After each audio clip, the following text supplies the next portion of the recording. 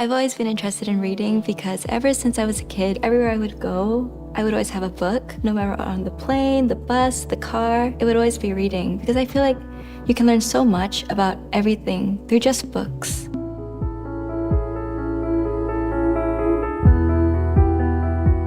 In school, I would go to the library, and that would be somewhat my favorite time of the day. When it's library time, I'd go borrow like 7 books, and then I would return it, and I would get new books every single week. I'm a fast reader.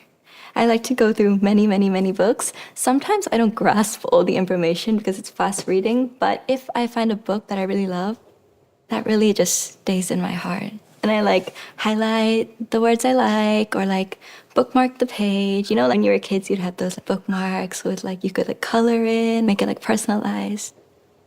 A book that left a big impression on me, The Strength in Our Scars. It talks about healing from your past. It happens to everyone. It's the normality of life. Whether the scar is like in your heart, it's mental or physical, you should look at that as like a growing experience. And actually, you should learn from that. And like, I don't want to use the word move on, but move on because life has so much to offer. And there's actually, if I can, a quote I want to like share here. It's, you guard yourself from sadness, not realizing that you have closed yourself off to all of the happiness the world is trying to give to you. That is so true though, because when you focus on just being sad all around you, you forget about that. The people who are out there loving you, and you don't see that. So I would say heal. Healing is the best thing to do. The courage to be disliked. I think I can speak for everyone, and I think everyone will say the same, that no one likes to be talked about or disliked, or you want to be loved, you want to be liked. But that's not possible. For you to like be your true self, achieve your full freedom, that comes with maybe having people who dislike you. I think that is actually worth it. Because that's you enjoying your life. Life is so short, so enjoy it to the fullest. This book was actually given to me by one of my fans. They gave it to me, and I just fell in love with this book because I was like, that is so me. I'm actually an introvert myself. Growing up in school, the teacher would always say, speak up more, talk more. You're not engaging to the class. And I think a lot of people would see this as well, because not always the loudest person in the room is the smartest person in the room. Because, I mean, okay, extroverts are lovely people as well. I have so much friends who are extroverts. But appreciate being an introvert and don't try to change that as well. This book, it talks about that being a listener is one of the powerful tools in the world. Not everyone can do that, where you sit down and have a conversation with someone and you take every single information that they say. That's very powerful. Harry Potter. I think that's everyone's childhood. Maybe not everyone. That's probably speaking too big. But I think most people came across Harry Potter as like a comfort zone as well, because the themes that it's in Harry Potter is just like, you know, friendship, bravery, loyalty. And what I love about it is the different houses. Which house am I in? Slytherin. It's like ambitious people. So it's like competitive, ambitious. And I was actually surprised at the start. I thought it'd be like a mixture of like, okay, maybe like a bit of Hufflepuff, Gryffindor. But then when I did the quiz and everything was like Slytherin.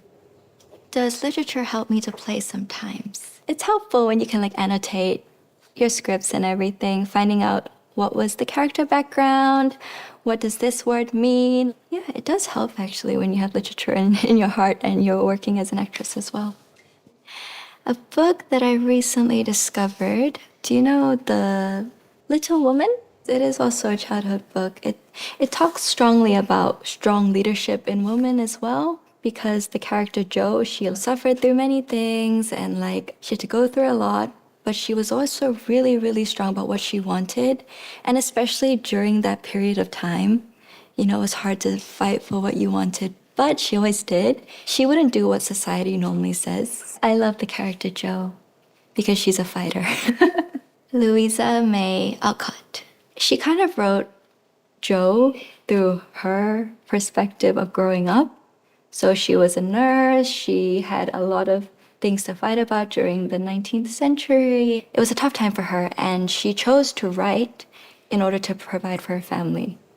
So yeah, they're all like really, really strong, powerful women.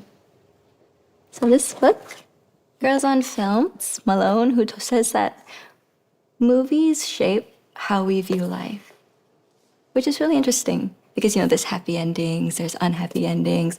Sometimes movie gets sugar-coated. It's many things. But what I really liked what she talked about was female representation back then wasn't strong. The amount of like female screenwriters, female directors, it wasn't much because it was a very male-dominated field. She suggests that you should empower each other, like woman empower woman.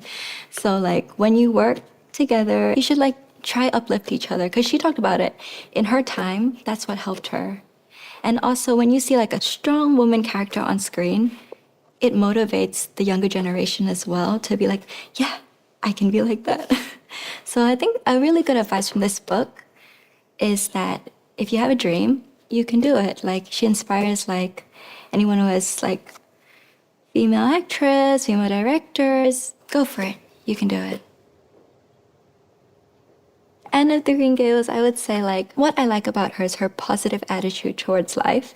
She didn't start off from like having everything, but she works her way. She has this like high ambition that I'm gonna get what I deserve. And she has this like make mistakes, but whatever, I make mistakes. Everyone makes mistakes. Throughout the book, she also matures, so you follow through her journey. So yeah, I think that her character is really one to follow, and I think is really loved by readers all around the world.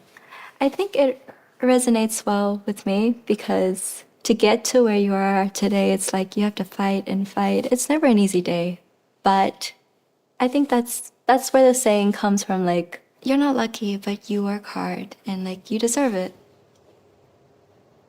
Power of literature. So I think it's about expressing yourself and allowing yourself to feel those words.